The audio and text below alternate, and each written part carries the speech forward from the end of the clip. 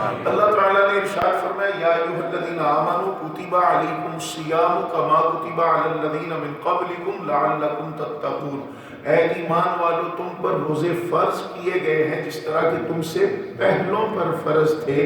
کس لیے فرض کیے؟ تاکہ تم متقی بن جاؤ، پرہیزگار بن جاؤ۔ رمضان المبارک کے روزے ہم پر فرض ہیں، لیکن روزے جو ہیں یہ پہلی بھی امتوں پر فرض رہے ہیں۔ حضرت آدم علیہ السلام کے کچھ دیر بعد ہی ایک وقت ایسا آیا کہ قحط سالی پڑ گئی اور لوگوں کو اناج پہنچانا مشکل ہو گیا، بھوکے لوگ مرنے لگے۔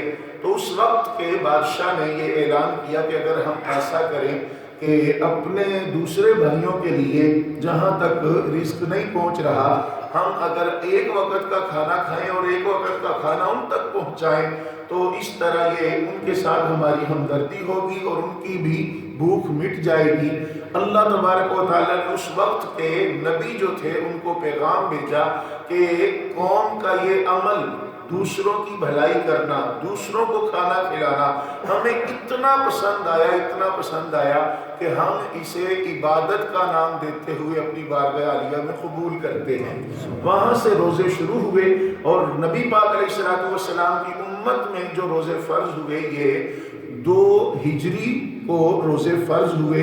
نبی پاک علیہ السلام کی زندگی میں، مبارک زندگی میں 9 مرتبہ رمضان شریف آیا اور اس میں 7 رمضان شریف 29 کے تھے اور 2 رمضان شریف 30 کے تھے۔ اس سے معلوم ہوا ہے کہ اکثر رمضان المبارک کا مہینہ یہ 29 کا ہی ہوتا ہے۔ رمضان شریف کا اکثر مہینہ 29 کا ہی ہوتا ہے کہ نبی پاک علیہ السلام کی مبارک زندگی میں 7 مرتبہ رمضان المبارک 29 کا آیا اور 2 مرتبہ 30 کا آیا۔ نبی پاک علیہ السلام کی ایک حدیث پاک ہے، نبی پاک علیہ السلام نے ارشاد فرمایا، حضرت ابو ہریرہ رضی اللہ تعالیٰ عنہ اس کو روایت کرتے ہیں، فرماتے ہیں اللہ تعالیٰ کے محبوب علیہ السلام نے فرمایا من صام رمضان ایمانا و احتسابا غفر له ما تقدم من ذنبه، رمضان المبارک کا کوئی ایک روزہ ایمان اور احتساب کے ساتھ رکھ لے، اللہ تبارک و تعالیٰ اس کے پچھلے سارے گناہ معاف فرما دیتا ہے۔ رمضان المبارک کا ایک روزہ ایمان اور احتساب سے رکھنے سے پچھلے سارے گناہ معاف ہو جاتے ہیں۔ تو جب انسان مکمل روزے رکھتا ہے تو اس کا اجر کیا ملتا ہے؟ اللہ تبارک و تعالیٰ کے محبوب علیہ السلام ارشاد فرماتے ہیں، میرا رب ارشاد فرماتا ہے الصوم لی، روزہ میرے لیے ہے، وانا اجزا بہا، اور اس کی جزا بھی میں ہی ہوں، اس کی جزا بھی میں ہی دوں گا ان کو۔ رمضان المبارک کے روزوں کا احترام کرنے والے اور روزے رکھنے والے قیامت کے دن کتنی موج میں ہوں گے۔ نبی پاک علیہ السلام فرماتے ہیں جنت کے 8 دروازوں میں سے ایک دروازے کا نام باب الریان ہے، اور اس دروازے میں سے صرف اور صرف روزے دار کو آواز دی جائے گی کہ جس نے اللہ کی رضا کے لیے بھوک برداشت کی ہے، روزے رکھے ہیں رمضان المبارک کے، وہ اس دروازے سے گزر جائیں۔ نبی پاک علیہ السلام فرماتے ہیں جب روزے دار گزر جائیں گے وہ دروازہ بند کر دیا جائے گا، پھر کسی کے لیے بھی وہ دروازہ نہیں کھولا جائے گا۔ یہ اعزاز ہے رمضان المبارک کے روزے رکھنے والے کو۔ آج کا اور آئندہ بھی انشاءاللہ جو درس قرآن ہوں گے ان کا ٹائم بڑا ہی محدود ہوگا۔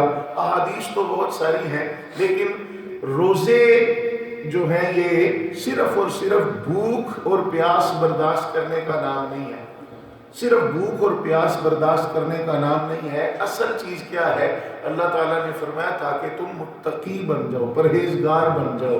دیکھیے ہم صبح سے لے کر شام تک بھوک برداشت کرتے ہیں، پیاس برداشت کرتے ہیں، اپنے گھر میں ہوتے ہیں تو گھر میں کوئی بھی نہ ہو تو فریجیں ہماری الحمدللہ کھانوں سے اور پھل وغیرہ سے بری ہوتی ہیں، تو اگر کوئی بھی نہ ہو تو کیا کبھی دل میں آتا ہے کہ کوئی نہیں دیکھ رہا کچھ کھا لیں؟ نہیں، صرف اس لیے کہ جس کے ہم بندے ہیں، جس نے ہمیں پیدا کیا ہے اور جس کے حکم پر ہم یہ برداشت کر رہے ہیں وہ تو دیکھ رہا ہے۔ اگر ہم یہ چیز رمضان المبارک میں محسوس کرتے ہیں تو اس کو باقی اپنی زندگی میں بھی لاگو کریں کہ جب بھی کوئی کام کرنے لگے تو ہم یہ سوچیں اور کوئی دیکھے نہ دیکھے ہمارا رب تو دیکھ رہا ہے۔ جب انسان یہ سوچ اپنے اندر پیدا کر لے اور اللہ کی بارگاہ میں کھڑے ہونے سے ڈر جائے تو یہی تو تقویٰ ہے، یہی تو پرہیزگاری ہے۔ اللہ تبارک و تعالی ہمیں عمل کی توفیق عطا فرمائے۔ روزہ ٹوٹتا کس چیز سے ہے؟ یہ 3 چیزیں ہیں۔ ایک میں اصول چھوٹا سا آپ کے سامنے رکھ دیتا ہوں، بڑی امید ہے انشاءاللہ العزیز کہ آپ کو اسی میں ہی اگر آپ غور کریں تو آپ کو ہر سوال کا جواب مل جائے گا کہ کس چیز سے روزہ ٹوٹتا ہے اور کس چیز سے نہیں ٹوٹتا۔ پہلی بات یاد رکھیے، آنکھ، ناک اور منہ، اس میں سے کوئی چیز بھی ایسی جو حلق تک پہنچ جائے اور بندے کو یاد ہو میرا روزہ ہے، روزہ ٹوٹ جائے گا۔ آنکھ، ناک اور منہ، اس میں سے کوئی چیز ایسی جو حلق تک پہنچ جائے سوائے سرمے کے کہ نبی پاک علیہ السلام کی حدیث پاک ہے ابو داؤد شریف میں، نبی پاک علیہ السلام کی بارگاہ عالیہ میں ایک صحابی حاضر ہوئے، عرض کی مجھے آشوب چشم ہے، کیا میں سرما لگا سکتا ہوں روزے کی حالت میں؟ نبی پاک علیہ السلام نے اجازت عطا فرما دی۔ علماء کرام نے یہاں اتفاق کیا ہے کہ دارو نہ ہو، سرما اگر کوئی، وہ بھی آشوب چشم کی وجہ سے، آنکھوں کی بیماری کی وجہ سے اگر سرما لگانا چاہے تو اس کو اجازت ہے، باقی کسی عام بندے کو اس میں بھی پرہیز کرنا چاہیے۔ تو پہلی بات یہ ہوگی، آنکھ، ناک اور منہ سے کوئی ایسی چیز جو حلق تک چلی جائے اور روزہ یاد ہو تو روزہ ختم ہو جائے گا۔ دوسری چیز ہے قے کا کرنا، خود بخود قے کا کرنا۔ اس میں 3 چیزیں جب تک پائی نہیں جائیں گی تب تک روزہ نہیں ختم ہوگا۔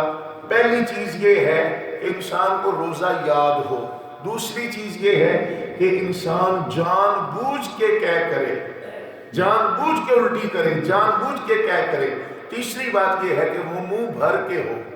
انسان کو روزہ یاد نہیں ہے لیکن اس نے کیا کیا، طبیعت ناسب تھوڑی سی خراب تھی، اس نے منہ میں انگلی ڈالی اور قے کر دی، اگرچہ وہ منہ بھر کے بھی ہو، خود کر رہا ہے، روزہ یاد نہیں ہے تو اس کا روزہ نہیں ٹوٹے گا۔ اگر اس کو روزہ تو یاد ہے لیکن اس نے قے خود نہیں کی، کیا اس نے خود نہیں کی، کیا تھا سحری کے وقت کھانے کی عادت نہیں تھی، کھانا پیٹ بھر کے کھا لیا یہ سوچتے ہوئے کہ شام تک بھوک پیاس برداشت کرنی پڑے گی، تو اس کو قے آ گئی۔ اب اس نے کیا ہے کہ اس میں اگر منہ بھر کے بھی ہو تو اس سے روزہ نہیں ٹوٹے گا کیونکہ اس نے وہ خود نہیں کی، خود نہیں کی۔ تیسرا اس میں یہ ہے کہ کسی بھی طریقے سے، کسی بھی عمل سے اپنے آپ پر غسل فرض کر لیا۔ انشاءاللہ العزیز ہم یہ غسل کے بھی احکام، وضو کے احکام، نماز کے احکام انشاءاللہ تھوڑا تھوڑا یہ سارا کچھ یہ 10 منٹ کا صرف درس ہوا کرے گا، یہ بیان کریں گے۔ انسان سویا ہوا ہے، احتلام ہو گیا، غسل فرض ہو گیا، وہ اس نے خود نہیں کیا اپنے آپ پر، کسی بھی صورت میں خود اپنے آپ پر غسل فرض کرنے سے روزہ ختم ہو جائے گا۔ بس یہ اصول یاد رکھیے، اسی پر ہر چیز کو لگائیں گے انشاءاللہ تعالی۔